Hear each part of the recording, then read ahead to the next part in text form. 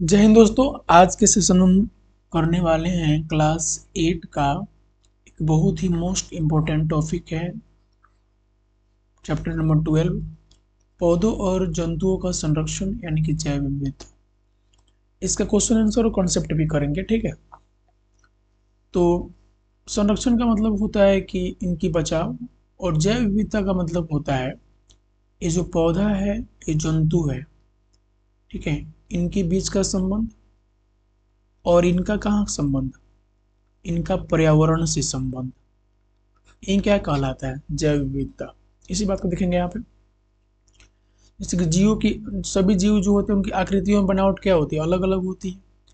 पर्यावरण संतुलन के लिए जैव विविधता आवश्यक है। किसके लिए? पर्यावरण संतुलन के लिए। जैव विविधता धरती पर पाए जाने वाले विभिन्न प्रकार के जीवों की प्रजातियां, उनमें आपसी संबंध तथा पर्यावरण से उनका संबंध है। अभी हमने समझा भी दिया इस चीज को। वनों के अंधाधुंध कटाई से सूखा, बाढ़ आदि समस्याएं उत्पन्न हो गई हैं। संयुक्त राष्ट्र संघ ने 2010 को विश्व जैव विविधता दिवस और 11 को विश्व वन दिवस बनाया है। 2010 को जैव विविधता, ठीक है, जैव विविधता वर्ष 2010 को जैव विविधता वर्ष, और 2011 को क्या किया है? वन दिवस, या ना, विश्व वन वर्ष के रूप में घोषित किया था। कौन? संयुक्त राष्ट्र संघ। इसकी स्थापना कब हुई है? तो 1945 में। प्रतिवर्ष 22 मई को विश्व जैव विविधता दिवस मनाया जाता है। कब? 22 मई को। डायनासोर, डोडो आदि विलुप्त जीव है। आप हमें कमेंट बॉक्स में बताएंगे कि 22 मार्च को क्या मनाते हैं, ठीक है। 22 मार्च को क्या मनाते हैं? 22 अप्रैल को क्या मनाते हैं? 22 जून को क्या मनाते हैं? ये तीन चीजें आप हमें कमेंट करके बताइएगा। देखिए, कमेंट करने से ये फायदा है कि आपको भी याद हो जाएगा ये चीजें। और 22 मई तो मैंने अभी बता ही दिया। क्या मनाते हैं इस दिन? जैव विविधता दिवस। डायनासोर और डोडो आदि विलुप्त जीव हैं, ठीक है। डोडो कहाँ पाया जाएगा? तो मॉरिशस में। ब्लू व्हेल, डॉल्फिन, घड़ियाल, मगरमच्छ, अजगर, गिद्ध, गौरैया, बाघ, चीता, कछुआ आदि क्या है? विलुप्त प्राय। विलुप्त प्राय का मतलब हुआ कि अभी विलुप्त होने वाले हैं, अभी हुए नहीं है, बेचारे बचे हैं। हल्का हल्का मतलब विलुप्त भी होना शुरू हो गए हैं क्या। रेड डाटा बुक में सभी संकटापन्न प्रजातियों का रिकॉर्ड रखा जाता है। डॉल्फिन का में खास बात क्या है? तो डॉल्फिन जो है भारत का राष्ट्रीय जलीय जीव है। वनोन्मूलन का एकमात्र उपाय क्या है? वृक्षारोपण, यानी वृक्ष को लगाओ, वनोन्मूलन खत्म करो। अभयारण्य क्या कहलाता है? तो देखिए, अभयारण्य एक छोटा सा एरिया होता है, छोटा सा एरिया होता है। ये किसी खास जीव के लिए होता है, ठीक है। किसी एक जीव के लिए होगा, या एक से मतलब दो तीन चार के लिए होगा, ज्यादा नहीं। 150-500 प्रकार के जीव के लिए नहीं होगा, ठीक है। बहुत ही खास लिमिटेड एरिया होता है। इसमें क्या कहा जाता है? इस जीव के लिए आवास स्थल बनाया जाता है। इनको अच्छे से रखा जाता है ताकि ये बचे रहे, बस। राष्ट्रीय पार्क क्या है? कि इसमें जीव को छुट्टा छोड़ दिया जाता है, जो करना है करो, लेकिन कोई अगर उनको नुकसान पहुंचाता है तो उनको सरकार दंड देती है, ठीक है। वन जंतुओं के लिए आरक्षित क्षेत्र, जहां वे स्वतंत्र रूप से आवास एवं प्राकृतिक संसाधनों का उपयोग करते हैं। जैव मंडल आरक्षित क्षेत्र क्या है? देखेंगे, वो विशाल क्षेत्र जहां पौधे, जंतु एवं आदिवासियों के पारंपरिक ढंग से जीवन यापन के लिए सभी संसाधनों को सुरक्षित किया गया हो। मतलब एकदम पहले से व्यवस्था करके रखा गया है कि भाई यहाँ पे आओ, तुम आराम से रहो। किसको? पौधा को, जंतु को और आदिवासियों को। कहा? जैव मंडल आरक्षित क्षेत्र में। अभयारण्य में सिर्फ जीव, सिर्फ जंतु को रखा गया है, सिर्फ जंतुओं के लिए व्यवस्था होता है अभयारण्य में। बाकी सब बातें हो गई। अब आइए कुछ देखते हैं। कुछ जो है इंडिया के, भारत के हमारे कुछ अभयारण्य या राष्ट्रीय पार्क है और उनमें पाए जाने वाले जो विशेष जंतु हैं उसके बारे में बताया गया, जैसे कि जिम कॉर्बेट नेशनल पार्क है कहाँ पे, उत्तराखंड। उत्तराखंड यहाँ पे देखेंगे कहाँ पे है, उत्तराखंड यहाँ पे है, ठीक है। उत्तराखंड जो है यहाँ पे है, यहाँ पे उत्तराखंड, ठीक है। ये जो दिख रहा है ना, ये वाला एरिया, ये उत्तराखंड है, ये उत्तराखंड है, जिसकी राजधानी कहाँ है, देहरादून। तो ये देश का प्रथम राष्ट्रीय पार्क है, 1936 में बनाया गया था। बाघ को समर्पित है, मतलब यहाँ पे बाघ मिलेगा आपको, जाइएगा तो बाघ, टाइगर, टी लिख देते हैं। काजीरंगा अभयारण्य असम में है। असम कहाँ पे, ये है असम। ध्यान से देखिए जहां मैं कर्सर चला रहा हूँ, ये असम है, ठीक है। ये है असम। तो असम में क्या है, असम में काजीरंगा अभयारण्य है। एक सींग वाला गेंडा यहाँ पे आपको मिल जाएगा, एक सींग वाला गेंडा, ठीक है। गिर अभयारण्य जो है गुजरात में है, यहाँ पे गुजरात, यहाँ पे गिर अभयारण्य है, दिख रहे हैं गुजरात ये है। हमारे प्रधानमंत्री यहीं के हैं, गुजरात के, ठीक है। यहाँ पे क्या मिलेगा आपको, सींग मिलेगा, चीतल मिलेंगे और सांभर मिलेंगे, ठीक है। वाल्मीकि अभयारण्य जो है ये बिहार में है, अपना बिहार यहाँ पे है, जिस राज्य में हम लोग रहते हैं, क्या, ये बिहार है, ठीक है।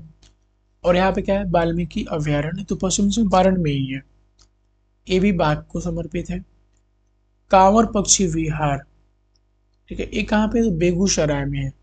बिहार के ही बेगूसराय में क्या है, कांवर पक्षी विहार है। ये प्रवासी पक्षियां यहाँ पे आती है, मतलब साइबेरिया जो है, यहाँ पे जो दिख रहा है ना आपको, ये चाइना है ना, यहाँ पे ऊपर रूस बहुत बड़ा देश है। तो यहाँ से ही क्या करती है, जब यहाँ पे ठंड चूंकि ज्यादा होता है तो यहाँ पे अंडा नहीं दे सकती, तो यहाँ से वो माइग्रेट करके प्रवास होके अपने बिहार में आ जाती है। बहुत सारी जगह पे आती है, लेकिन हमारे यहाँ भी बेगूसराय में आती है, कांवर पक्षी बिहार में, ठीक है। और यहाँ पे पूरा अंडा देती हैं, फिर टाइम होता है निकल जाती हैं।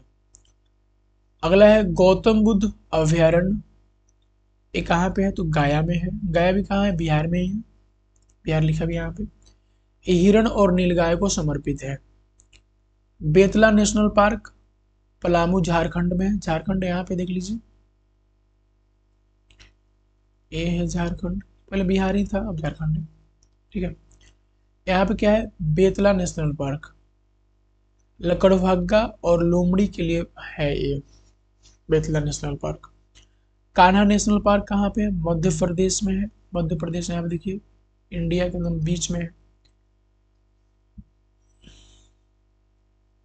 इंडिया के बीच में है मध्य प्रदेश।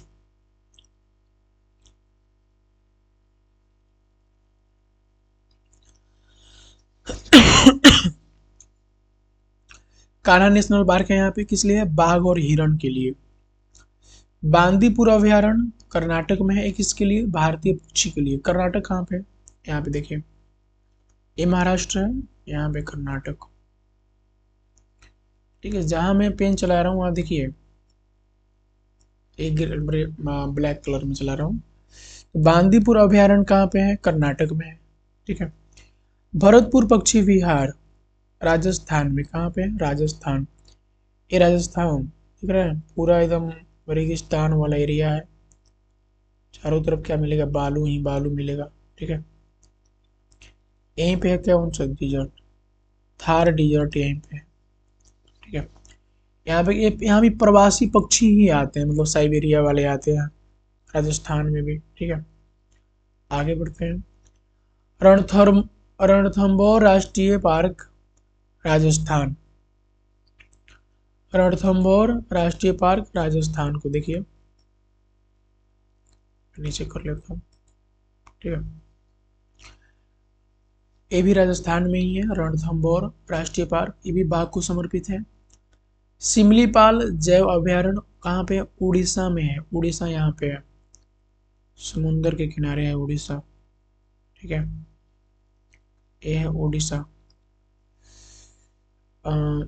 सिमलीपाल जैव अभयारण्य, ये भी किस लिए है? बाघ के लिए है।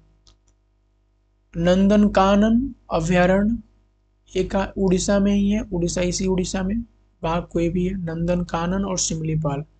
सरिस्का अभयारण्य राजस्थान में, फिर राजस्थान में बाघ और हिरण के लिए। और सुल्तानपुर पक्षी विहार हरियाणा में है, ये पक्षी के लिए है। हरियाणा यहाँ पे, ये पंजाब है, ये हरियाणा है, ये है हरियाणा। ये किस लिए प्रसिद्ध है हरियाणा का? क्या सुल्तानपुर पक्षी विहार है यहाँ पे, किस लिए है? पक्षी के लिए, ठीक है।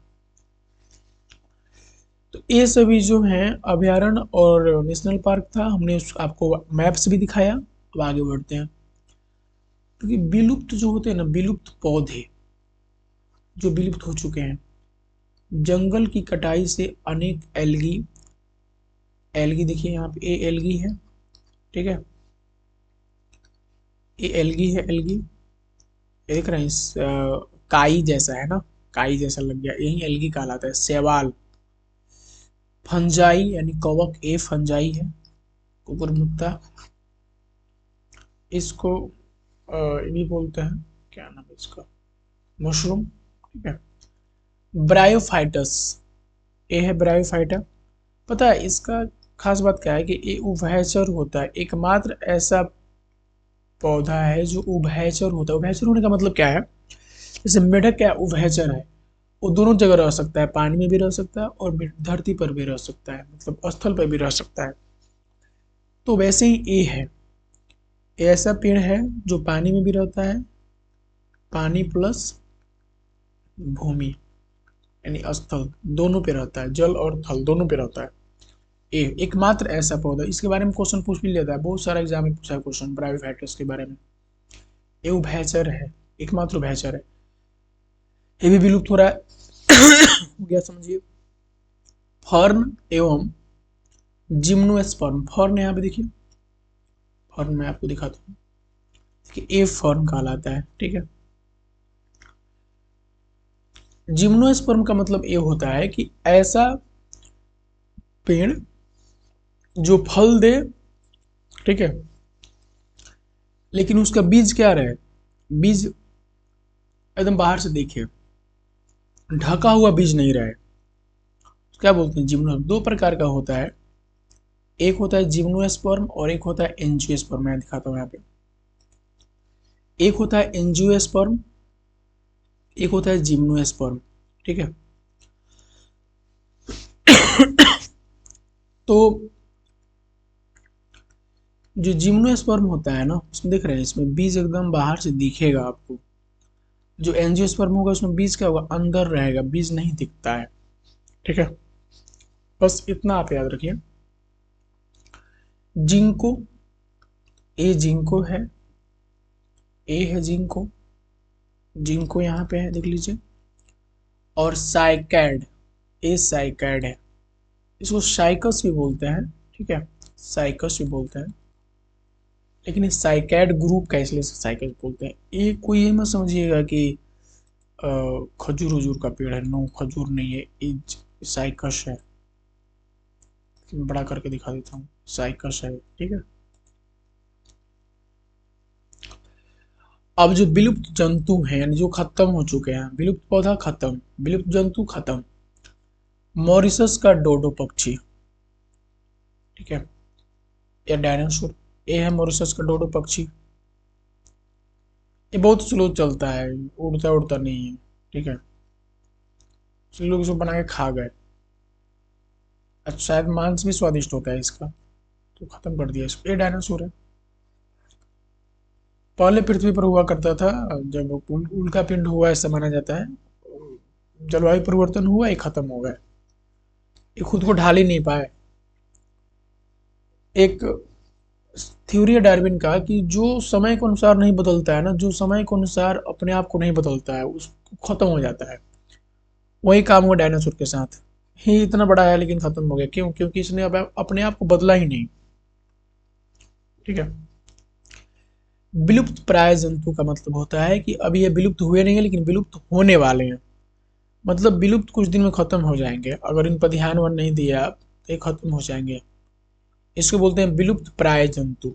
पूछ लेगा विलुप्त विलुप्त जंतु और विलुप्त प्राय जंतु में क्या है, तो बताएंगे कि विलुप्त जो है वो क्या है, खत्म है एकदम से, नहीं है। आप विलुप्त प्राय मतलब खत्म होने के कगार पे है, मतलब उनको बचाया जा सकता है, बचाने के लिए भी काम किया जा रहा है क्या। निम्नलिखित जंतु अपने अस्तित्व के लिए संघर्षरत है, मतलब अभी एकदम पूरा लड़ाई चल रहा है कि ना हमको रख लीजिए, बचा लीजिए हमको, ऐसा करके। ये सभी विलुप्त प्राय हैं। कछुआ, घड़ियाल, मगरमच्छ, सांप, बिच्छू, गिरगिट, मेढक। अब देखिए मैं फोटो भी दिखाता हूँ आपको। कछुआ, यहाँ पे हमने कछुआ का फोटो बना के रखा है। एक घड़ियाल है, एक मगरमच्छ है, दिख रहे हैं, इसका थूथुन पतला है, नहीं मुंह अगला। क्या है, घड़ियाल है, एकदम थूथुन फ्लैट है, फ्लैट देख एकदम चौड़ा सा है एकदम। ये क्या है, ये है मगरमच्छ। अच्छे से देखिए, इस सांप सबको ही देखा है हम लोग, भर भर के सांप मिलता का। ये क्या है, बिच्छू है भैया, डंक मारता है एकदम बर्बाद होकर रख देगा आपको। गिरगिट सबको ही देखा है, गिरगिट। मेढक भी देखे हैं आप सभी। ये है चील, एकदम बहुत ऊंचा उड़ता है। ये गिद्ध है, ठीक है। गिद्ध का यही काम था कि जो कचरा को साफ करना, तो खुद ही हम लोग कचरा साफ करते रहे तो ये क्या साफ करेगा। अब ये बतख है, देख सकते हैं आप सभी। ये बतख है, बतख, बतख नहीं सॉरी, ये तो कबूतर है, कबूतर। ये बतख है। ये है बारहसिंगा, हिरन है क्या, हिरन है कि बारहसिंगा है, काला हिरन है सॉरी, काला हिरन है। कौन है, काला हिरन, देख रहे हैं काला सा इसके ऊपर है, काला हिरन बोलते हैं इसको। ये क्या है, सफेद आंख वाला हिरन है शायद, यहाँ पे दिया था। हाँ, श्वेत आंख वाला, देख रहे हैं आंख वाला इसका चमक रहा है व्हाइट, ये श्वेत आंख वाला हिरन है। हाथी सब कोई देखा है। ये सुनहरी बिल्ली है। ये जो है, ये क्या है, ये भेड़िया है, भेड़िया, भेड़िया है, भेड़िया, ठीक है। एक अच्छी है भैया। ये जंगली कुत्ता है का, हाँ जंगली कुत्ता है, जंगली कुत्ता। ये शेर सबको परिचित है। ये बाघ। ये कौन है, ये है चीता, चीता है, चीता, ये चीता है, चीता है, ठीक है। ये सबको पता है। गेंडा है, बहुत मोटा चमड़ा होता है इनका, गेंडा का, गोली मारेगा नहीं लगेगा। ये कौन है भाई, ये ब्लू व्हेल है, ब्लू व्हेल, ठीक है। हाँ ब्लू व्हेल ही है, ब्लू व्हेल है, ठीक है। और उसके बाद से ये चीतल है। चीतल का मतलब है कि ये चीतल यानी बारह सिंगा है। देख रहे हैं कोई वो सिंह दिख रहा है, कोई कोई वो फाड़ उड़ देगा सभी, ये अपना ही सिंह से कितने काम तमाम कर देता है।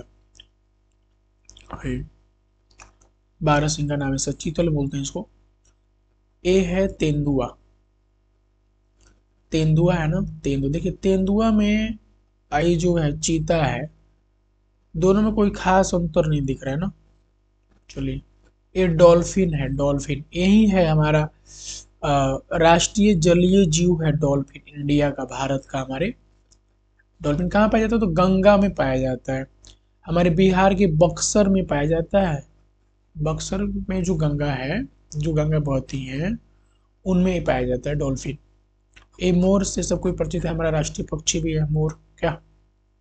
अब आते हैं प्रश्न उत्तर पे आते हैं, ठीक है। प्रश्न उत्तर पे आते हैं। धरती पर क्वेश्चन पूछता है, धरती पर पाए जाने वाले विभिन्न प्रकार के जीवों की प्रजातियों, उनमें आपसी संबंध को कहा जाता है क्या, जैव विविधता। पहला ऑप्शन सही।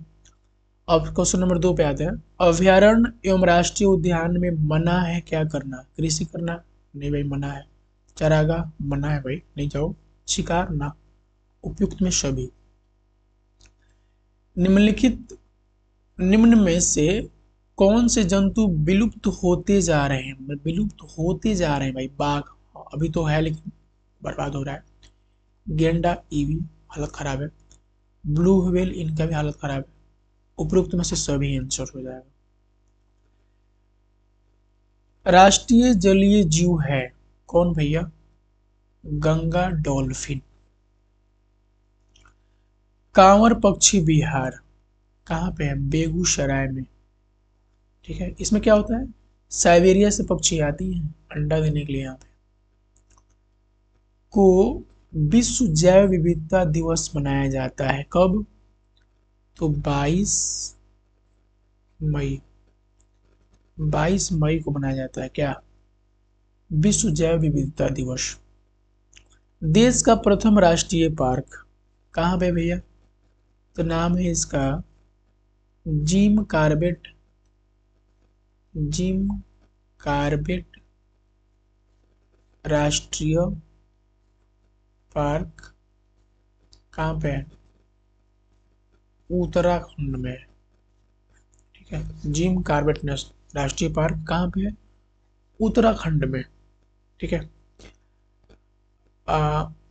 लगे हाथ ये भी याद कर लेते हैं किस लिए प्रसिद्ध है ये? किस लिए प्रसिद्ध है? तो बाघ के लिए। किस लिए प्रसिद्ध है? बाघ के लिए। ये बात भी याद रखिए किस लिए प्रसिद्ध है भाई? बाघ के लिए प्रसिद्ध है। प्रथम राष्ट्रीय पार्क है जिम कार्बेट राष्ट्रीय पार्क, उत्तराखंड में है। 3 नंबर पे आते हैं संकटापन्न प्रजातियों का सूची अभिलेख क्या कहलाता है? तो रेड डाटा पुस्तक कहलाता है। जितने भी संकटापन्न प्रजातियां हैं उनको एक किताब में रख दिया गया है। उस किताब का नाम क्या रख दिया गया? रेड डाटा पुस्तक। रेड मतलब क्या होता है? खतरा।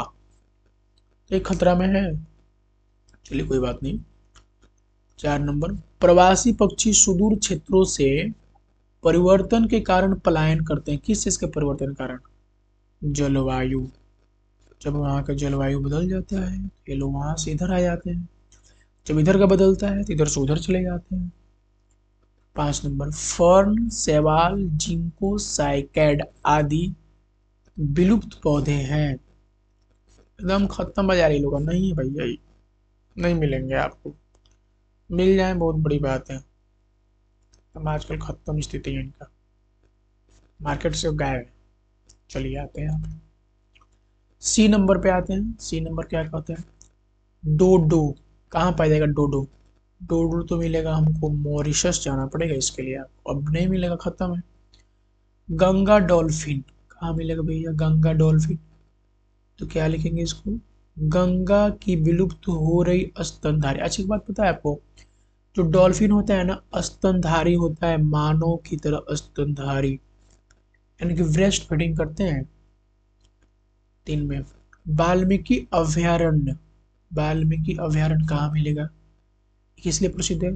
तो बाघ के लिए भाई। काजीरंगा अभयारण्य। काजीरंगा एक सिंग वाला गेंडा, ये कहाँ पे है? काजीरंगा असम में है। असम में। फर्न जिनको साइकैड क्या है? विलुप्त हो रहे पौधे। फर्न जिनको साइकैड विलुप्त हो रहे पौधे।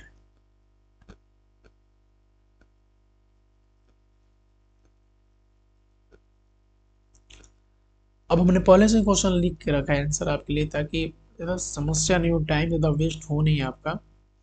इस बात का हम खास ख्याल रखें आपके लिए क्या नहीं। चलिए शुरू करते हैं और यहाँ पे आते हैं। निम्न प्रश्नों को उत्तर दीजिए। जैव विविधता से आप क्या समझते हैं? हमने भी बताया भी है आपको।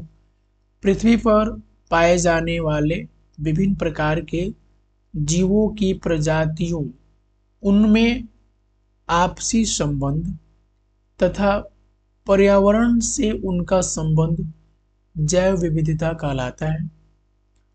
विश्व के 12 बड़े जैव विविधता वाले देशों में भारत का 6ठा स्थान है।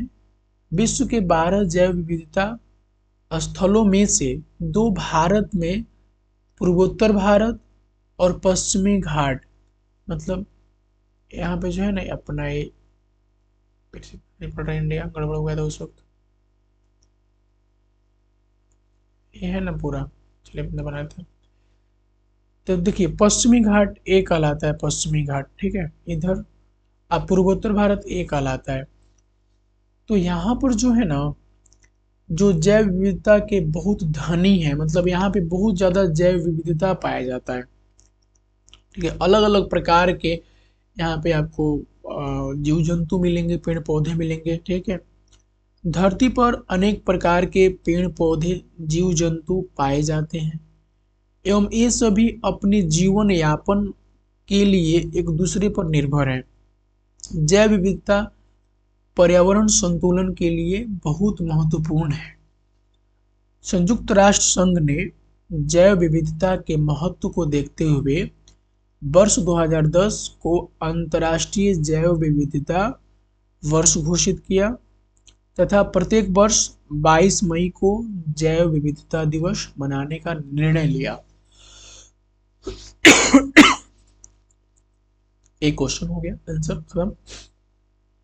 अब आते क्वेश्चन नंबर 2 पे। हमें जैव विविधता का संरक्षण क्यों करना चाहिए, बताइए। तो आंसर देखिए, हमें पर्यावरण में संतुलन बनाए रखने के लिए जैव विविधता का संरक्षण करना चाहिए। हम सभी को ये पता है, देखिए क्या लिखे हैं, पर्यावरण संरक्षण के लिए भाई जैव विविधता क्या है, जरूरी है। किस लिए, पर्यावरण संरक्षण के लिए। बस इतना बात भी लिख दीजिएगा तो कुछ नंबर मिल जाएगा आपको। हम सभी को पता है कि लेकिन ये पहले लाइन लिख दीजिएगा ना, तो एग्जामिनर को पता चलेगा, ओह अच्छा जानता है कि इस धरती पर पाए जाने वाले सभी जीव जंतु पेड़ पौधे एक दूसरे पर अपने जीवन यापन के लिए निर्भर है। यद्यपि हम कहें तो हम मनुष्य अपने जीवन की कल्पना इन पेड़ पौधों एवं जंतुओं के बिना नहीं कर सकते, क्योंकि क्या हमें सब कुछ तो पेड़ पौधा से ही मिल रहा है, इन जंतुओं से ही तो मिल रहा है। क्या हम अपना भोजन पेड़ पौधों और जंतुओं से प्राप्त करते हैं, जैसे कि अनाज फल आदि हमें पेड़ पौधों से प्राप्त होता है एवं मांस दूध कपड़ा बनाने के लिए रेशा आदि हमें जंतुओं से प्राप्त होता है। जीवनदायिनी गैस ऑक्सीजन हमें पेड़ पौधों से ही प्राप्त होता है। इस पृथ्वी पर करीब 20% प्रतिशत ऑक्सीजन सिर्फ अमेजन के जंगल से मिलता है। अमेजन का जंगल जो कि दक्षिणी अमेरिका जो महाद्वीप है उस पे है अमेजन का जंगल, बहुत बड़ा जंगल है, दुनिया का सबसे बड़ा जंगल है एरिया के हिसाब से, इसलिए इसे धरती का फेफड़ा कहते हैं। जीके में भी क्वेश्चन बन जाता है कि धरती का फेफड़ा किस जंगल को कहते हैं, तो अमेजन के जंगल को कहते हैं। क्या अमेजन के जंगल से करीब कितना % ऑक्सीजन मिलता है पूरी पृथ्वी को, तो 20%। पृथ्वी पर मतलब जितना ऑक्सीजन का प्रयोग होता है, उपयोग होता है, उसमें 20% कहाँ से आता है, अमेजन से। जैव विविधता के बिना मानव जीवन की परिकल्पना करना असंभव है, अतः हमें इसका संरक्षण करना चाहिए। क्या लगभग हर चीज आ गया। अगला क्वेश्चन आते हैं 3 नंबर। विनाश के मुख्य कारण एवं उसके प्रभाव बताइए। विनाश के मुख्य कारण क्या है, तो मैं सीधा लिखा हूं, विनाश के मुख्य कारण जैव विविधता का ह्रास होना है। इसके प्रभाव निम्नलिखित है। मृदा अपरदन। क्यों मृदा अपरदन हुआ, तो जंगलों के कटने से मृदा अपरदन होता है एवं भूस्खलन की समस्या उत्पन्न होती है। पानी की कमी, पेड़ पौधों की कटाई से वर्षा में कमी आती है। पेड़ पौधे काट देंगे तो वर्षा कम होगा वहां पे, ठीक है, जिससे कि भूजल का स्तर नीचे गिरता है। अब किसी एरिया में बारिश नहीं होगा तो वहां का जो धरती के नीचे जो पानी है जिसको हम हैंडपंप लगा के निकालते हैं वो भी तो नीचे चला जाएगा ना। नदी तालाब भी सूखने लगते हैं। नहीं, इससे क्या होता है कि जो नदी के जीव रहते हैं उनकी भी क्षति हो जाती है, वो भी मरने लगते हैं। क्या जीवों की विलुप्ति, आज बहुत से जीव विलुप्त हो गए हैं, नहीं, विलुप्त होने वाले या विलुप्त होने वाले हैं, जैसे कि बाघ, डोडो, डोडो तो खत्म है, बाघ भी है, काला हिरण इत्यादि। क्या मानव स्वास्थ्य पर मानव स्वास्थ्य पर भी प्रतिकूल असर पड़ता है। आज लगभग सभी मनुष्य किसी न किसी बीमारी से ग्रसित हैं। ऐसा प्रदूषण एवं खान पान में अशुद्धता के कारण हुआ है। आजकल तो लोगों को बहुत लोगों को मिलेगा, चीनी हो गया, ई हो गया, थायराइड हो गया, हाई हो गया, दस्त जमा होता है। क्यों? क्योंकि प्रदूषण ही इतना ज्यादा है हमारे। प्रदूषण क्यों हुआ भाई? अगर पेड़ पौधा प्रॉपर रहता तो प्रदूषण होता क्या? नहीं होता ना। चलिए, अगला आता है रेड डाटा पुस्तक क्या है।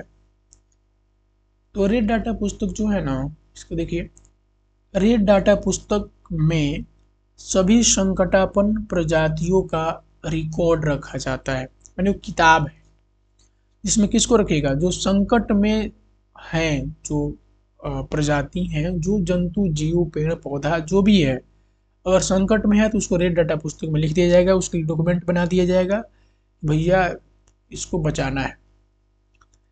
रेड डाटा पुस्तक एक सार्वजनिक दस्तावेज है जिसे अंतर्राष्ट्रीय प्रकृति और प्राकृतिक संसाधन संरक्षण संघ IUCN द्वारा अपडेट किया जाता है। ये IUCN का फुल फॉर्म है अंतर्राष्ट्रीय प्रकृति और प्राकृतिक संसाधन संरक्षण संघ। यह पौधों एवं जंतुओं के लिए अलग अलग होता है। मैंने पौधा के लिए अलग किताब होगा, जंतु के लिए अलग किताब। ये नहीं कि सब दोनों के मैं फेट फाट के लिख दे, नो, दोनों अलग अलग होता है। इस पुस्तक का मुख्य उद्देश्य क्या है? देखेंगे, मुख्य उद्देश्य उन प्रजातियों की रक्षा करना है जो विलुप्त होने के खतरे का सामना कर रही हैं। मतलब जो खत्म हो रहा है ना, उसको इस बुक में शामिल किया जाएगा ताकि लोगों का ध्यान उस तरफ आकर्षित हो। प्रवास से आप क्या समझते हैं? प्रवास तो सभी को पता है। प्रवास, आप यहाँ पे रह रहे हैं, कहीं और जाकर आना शुरू कर दिए, प्रवास हो गया आपका। नौकरी के लिए कहीं चले गए, प्रवास हो गया। फिर से जब नौकरी खत्म, घर चले जाइएगा, उसको प्रवास बोलते हैं। देखिए, एक स्थान से दूसरे स्थान पर जीव जंतुओं का आवागमन प्रवास कहलाता है। जैसे कि साइबेरिया आदि जगहों से हमारे बिहार राज्य के बेगूसराय जिले के कांवर झील में पक्षी बड़ी संख्या में आती हैं, क्योंकि साइबेरिया में अधिक ठंड की वजह से वे वहां अंडा नहीं दे सकती हैं, नहीं, इसलिए क्या करती हैं, पलायन करके यहाँ पे आ जाती हैं और यहाँ पे अंडा देती हैं, फिर चली जाती हैं यहाँ से। प्रश्न संख्या 6 पे आते हैं। अभयारण्य एवं राष्ट्रीय पार्क से क्या तात्पर्य? अपने राज्य से किन्हीं 2 अभयारण्यों का नाम लिखिए। अभयारण्य क्या होता है? मैंने बताया था, अभयारण्य विशेष रूप से जानवरों की सुरक्षा एवं उनके आवास के लिए होता है। यह आमतौर पर आकार में छोटे होते हैं एवं इसमें आमतौर पर एक या कुछ तरह के जानवर होते हैं। ठीक है, मतलब इस छोटा सा एरिया होगा अभयारण्य। ठीक है, इसमें क्या होगा, एक या 2-3 प्रकार के जानवर होंगे। ठीक है, ज़्यादा नहीं होंगे इनमें। और उनके लिए आवास, हर चीज़ का सुविधा कराया जाता है, एकदम मतलब व्यवस्था पहले से करके दिया जाता है कि भाई ऐसे रहिए, अच्छा से रहिए, आप टेंशन मत लीजिए। अगला ये राष्ट्रीय पार्क क्या है? तो राष्ट्रीय पार्क पौधों और जानवरों दोनों की सुरक्षा के लिए होती है। राष्ट्रीय पार्क में दोनों का सुरक्षा होता है। यह आकार एवं में बड़ा एवं इसमें अनेक प्रकार के जानवर पाए जाते हैं और सब एकदम छुट्टा रहते हैं, जैसे जहाँ जाना है जाए, इसमें स्वतंत्र रहते हैं, घूम सकते हैं आराम से। इसमें घूम नहीं सकते, इसमें बस वो लिमिटेड एरिया में घूम सकते हैं। हमारे राज्य बिहार के 2 मुख्य अभयारण्य जो हैं, एक है वाल्मीकि अभयारण्य बाघ के लिए एवं गौतम बुद्ध अभयारण्य हिरण एवं नीलगाय के लिए है। गौतम बुद्ध अभयारण्य। चलिए अगला क्वेश्चन आते हैं। प्रोजेक्ट टाइगर, प्रोजेक्ट टाइगर के बारे में संक्षिप्त में बताइए। देखिए प्रोजेक्ट टाइगर क्या है। प्रोजेक्ट टाइगर 1 अप्रैल 1973 को वन्य जीव संरक्षण अधिनियम 1972 के तहत, आपकी बुक में 1972 सिर्फ दिया है, 1972 में आता, ऐसा नहीं, 1972 में तो अधिनियम आया था, मतलब ये नियम पास हुआ था। लागू कब किया गया था? तो 1 अप्रैल 1973 को, ठीक है, प्रोजेक्ट टाइगर का शुभारंभ किया गया, के तहत भारत सरकार द्वारा शुरू किया गया। कब? 1 अप्रैल 1973 को। ये जो वन्य जीव अब अधिनियम कब आया है? 1972 में आया है, ठीक है, किया गया।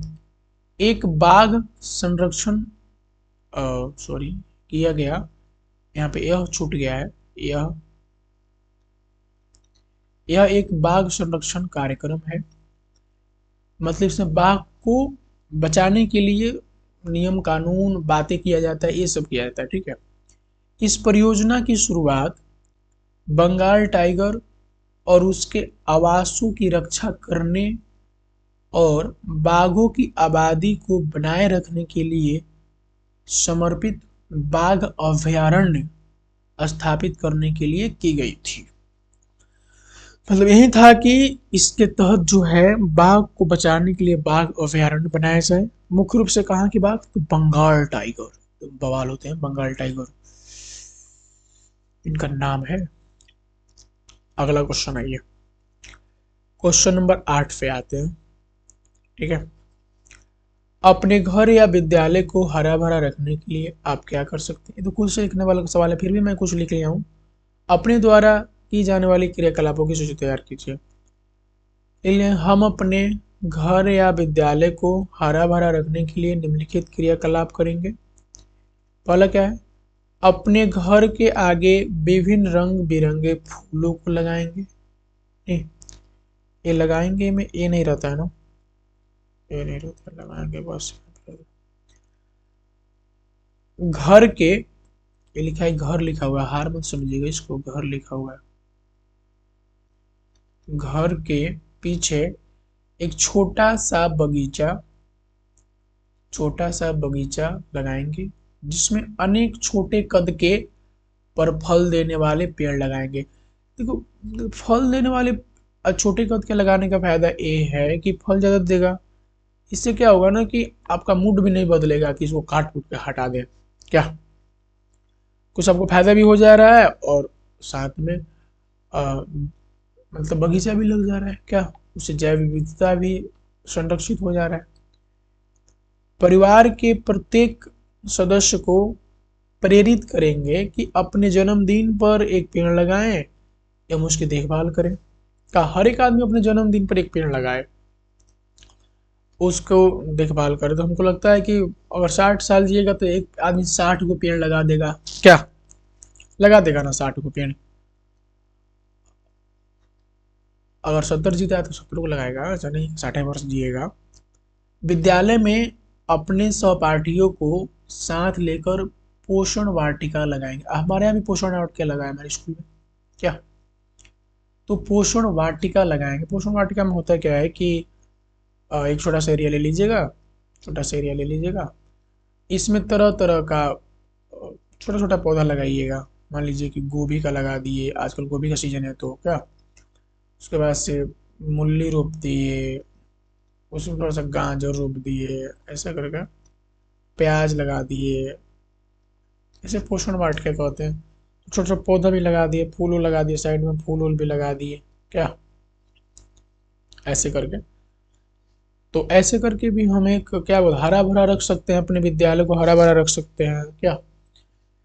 और प्रयास करेंगे कि हर बच्चा एक पेड़ लगाए। अगर विद्यालय का आपका फील्ड बड़ा है, नहीं बड़ा है तो मत लगाइएगा, बड़ा है तो आप क्या करते हैं, हर एक बच्चा क्या करेगा कि अपने से एक छोटा सा पेड़ लगाएगा, छोटा छोटा पेड़ लगाएगा और क्या करेगा, और उसमें ये करेगा कि ये पेड़ मेरा है, अपना नाम रख लेगा। मान लीजिए कोई बच्चा है जिसका नाम है अनूप, तो रख लेगा कि ये अनूप, इस पेड़ का नाम क्या है, अनूप। ऐसे कोई नाम है लकी, ऐसे करके कुछ भी रख लेगा, नाम रख लेगा और फिर क्या करेगा, फिर जो है वहां से उसका देखभाल करेगा। तो इससे क्या होगा, बच्चों में उत्सुकता भी रहेगा कि ये मेरा पेड़ है, ये मेरे नाम से चल रहा है, तो इसको बचाइए, ऐसे करके। तो और भी अपने से लिखिएगा। बाकी ये सेशन समाप्त हो गया, ठीक है। अगर आपने सेशन को पूरा देखा है तो इसके लिए थैंक्स। मैंने क्वेश्चन पूछा है कि जो 22 मार्च करके, 22 मार्च, 22 अप्रैल, इसका आंसर आप कमेंट बॉक्स में दीजिएगा मुझे, ठीक है। इस पर तो मैंने क्वेश्चन भी पोस्ट किया था एक दिन पहले, शायद एक दिन पहले ही किया था, तो वहाँ भी इसका आंसर मिल जाएगा अगर आप जवाब दिए होंगे तो, रेगुलर फॉलो करते होंगे तो। बाकी सेशन अगर पसंद आया है तो लाइक शेयर सब्सक्राइब कर दीजिएगा, ठीक है। और भी लोगों को बताइए। थैंक्स।